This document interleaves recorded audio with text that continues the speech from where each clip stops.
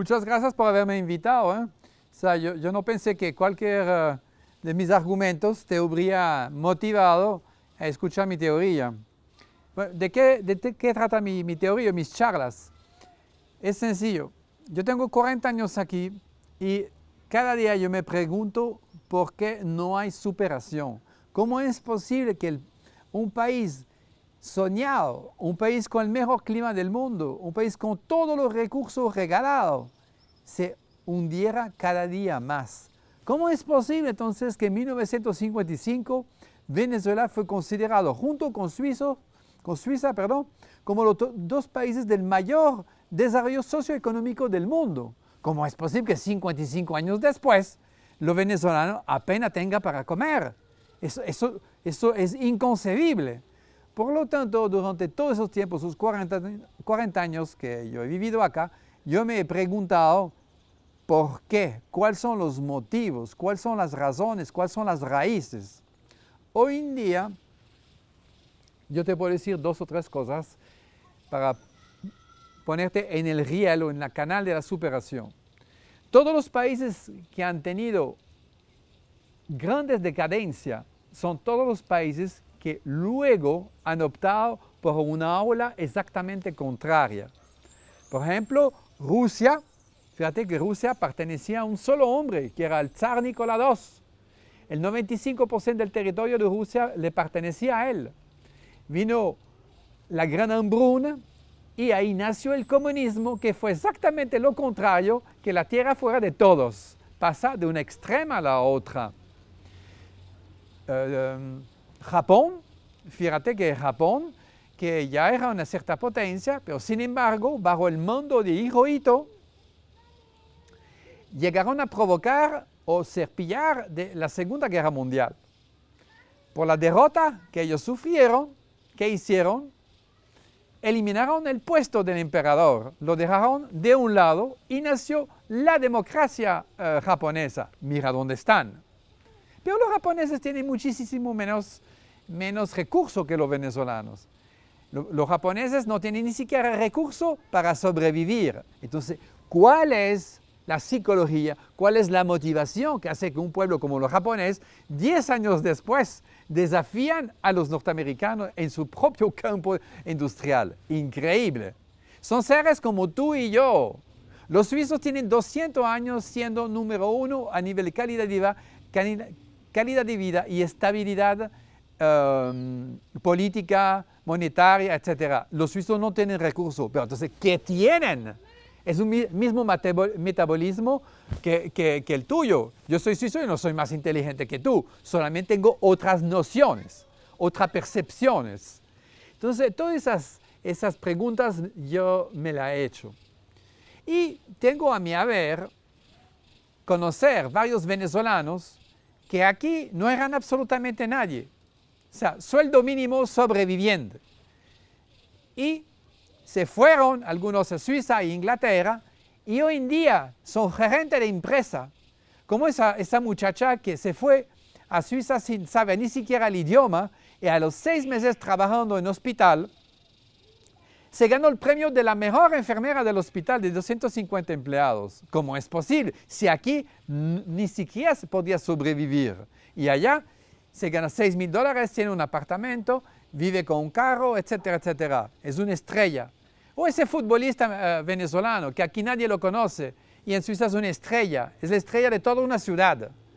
Y esa doctora que aquí no era considerado como nada, como nadie, tenía 3 masters y en Suiza gana $12,000, tiene 200 empleados y es considerado como una estrella porque fue premiado de un título ad honorem de mucha apreciación en el ramo medical. Pues, ¿qué es lo que pasa con Venezuela? Bueno, después de tantos años aquí, yo le puedo decir que bajo otro criterio gubernamental, otra estructura gubernamental totalmente transparente y totalmente estable, Venezuela, de un día por otro, se transformaría en el país más prometedor del globo. Siendo los venezolanos sumamente emocionantes y emocionales, si a los 25 millones de venezolanos que hay aquí se les explica cuáles son los cambios que hay que hacer, naciera en una noche, naciera en una semana una nueva confianza que perturbaría tanto cada venezolano que aquí el país se volvería una bomba de tiempo en el sentido constructivo. ¿Qué es lo que hace falta? Entender exactamente los pequeños cambios que hacen grandes progresos en la historia de la humanidad. Yo tomo los ejemplos en mis charlas de Singapur, que era el centro de la decomposición social de toda Asia. En muy poco tiempo, Singapur tiene el mejor ingreso por cápita de toda Asia. Los japoneses, como lo he dicho, los norteamericanos vinieron después. La invasión de Norteamérica vino después de Sudamérica. Y los norteamericanos, en 200 años, mire dónde están. 300 millones de habitantes, todo el mundo quiere ir a los Estados Unidos. ¿Por qué? ¿Qué es lo que pasó allí? ¿Cuál es la dinámica? Los franceses, los ingleses, eran apenas 15 millones y llegaron a dominar el mundo entero. Los chilenos hace 40 años venían a Venezuela y ahora todo el mundo quiere ir a Chile porque tiene el mejor índice de superación económica de toda América. No son milagros, son recetas psicológicas de superación. Es lo que yo enseño en mis charlas. Es sumamente fácil. Tú, contrariamente a todo lo que tú puedes saber de ti, tú con todo tu pueblo, ustedes tienen una capacidad de olvido fenomenal, porque viven de emociones. Falta solamente una nueva estructura. Esta nueva estructura le permitiría una estabilidad increíble, una transparencia increíble y unas inversiones increíbles también. Todos los recursos están aquí regalados. Falta saber por qué no los han tocado y por qué los van a aprovechar. Con 6 máximo horas de trabajo diario, un venezolano podría ganar 3, 4 veces lo que gana un suizo, que son los mejores sueldos del mundo. ¿Por qué? Porque el suizo paga un 40% de impuesto y su sobrevivencia es 20 veces más costosa que la de un venezolano. Entonces, si un suizo trabaja 8 horas y media, un venezolano con 5 horas al día podría tener un incremento de sueldo mayor al suizo o al noruego. Otro ejemplo, los noruegos, antes de descubrir el petróleo, no eran conocidos. No es un país de mucho poder adquisitivo. Cuando descubrieron el petróleo, ¿qué hicieron?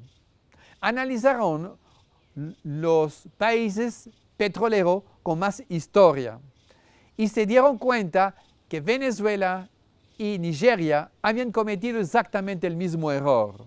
Habían abandonado el producto interno del país y ellos, ¿qué hicieron? Protegieron el producto interno del país y ahora son número 1 a nivel mundial. Los noruegos vienen a Margarita a practicar windsurf. Entonces, ¿por qué los venezolanos abandonaron el producto interno del país? Todo eso lo vamos a discutir y todo eso se lo voy a explicar qué pasó durante 40 años y por qué pasó. Lo que no podemos ofrecernos es cambiar clavo por clavo. Es lo que ustedes han hecho durante 40 años. Cambiar de partido por partido, presidente por presidente, sin haber cambiado la esencia misma de la democracia. Le voy a enseñar, le explicaré la importancia de los gremios, la importancia de la dinámica global, colectiva. Es muy fácil, es un remedio psicológico. Bueno, cuando tú, que me escuchas ahora, cuando tú viajas a Nueva York, viajas a España, viajas a Alemania, Japón, donde sea, en el acto tú te das cuenta que hay otra vibra. Pero en el acto tú sientes que todo el mundo tiene su ocupación, que todo el mundo sabe lo que hace y tú sigues la corriente sin problema. Tú no sientes agresividad, tú sientes que todo está en orden. Es exactamente lo que tú no sientes en tu país, que es una continuidad, improvisación. Por lo tanto, si tú te adaptas rápidamente a una sociedad bien estructurada, bien organizada, el problema no es tú, el problema es lo que te domina, lo que crea la devaluación, lo que crea las deudas, lo que crea el caos. Eso es justamente lo que tú debes entender, que tu país progresa enormemente, no con tu comportamiento en sí, porque tú sencillamente repites lo que tu gobierno te pide. El gran cambio, el cambio enorme, es cambiando las estructuras. ¿Quién llega al poder? El sistema de selección. Ustedes no se preocupan nunca de quién postula un cargo público, mientras que en otro país esto es muy difícil al llegar a un cargo público. Eso tú tienes que entender por qué. Tú debes entender que si tú estudias durante 20 años o 30 años medicina, es imposible que tu próximo jefe sea alguien que jamás haya estudiado la medicina. Tú debes entender que el gremio es la base de una sociedad, no la política. El político tiene que obedecer al gremio y no lo contrario. Ese caso único en el mundo que es Venezuela, donde la política tiene a todo el mundo por debajo de sí, bajo de su mando. Eso es único en el mundo. Por eso que los gremios aquí perdieron absolutamente todo poder adquisitivo e importancia. Hace 25 años, el 25% de la población trabajaba en textil y en cuero.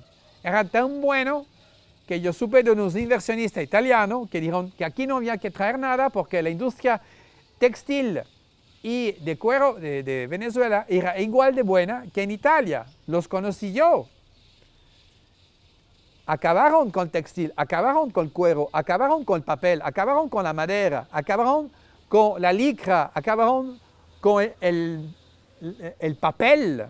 Antes, cuando usted imprimía en Venezuela, había un surtido de papel de ese grosor, de la diferencia de calidad de papel.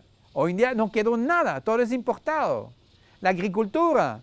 Yo vine a Venezuela gracias al encargado de la hacienda de Rockefeller, era suizo.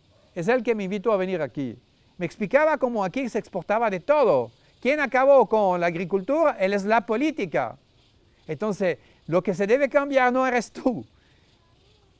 Con tu selección sí, pero sobre todo con tu expectativa de lo que es un gobierno, con tu expectativa de lo que es una democracia, con tu expectativa de lo que es tu trabajo dentro de una sociedad. En un gobierno, el 60% de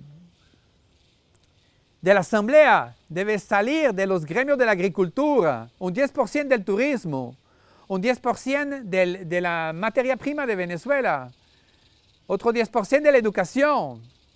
O sea, los gremios, lo que fabrican el país, lo que aportan al fisco, lo que aportan a la educación, son los que tienen que tener el mando en el país. Ni siquiera el mando, sino la representación. Los políticos en los países nórdicos no tienen poder, no tienen guardaespaldas, para nada, andan con un maletín. No son el blanco de ningún loco. ¿Por qué? Porque no representan poder, son representantes. Entonces tienen que aprender lo que es una democracia representativa, no de caciques, y de caciques como aquí que nunca han sido indios. Imposible.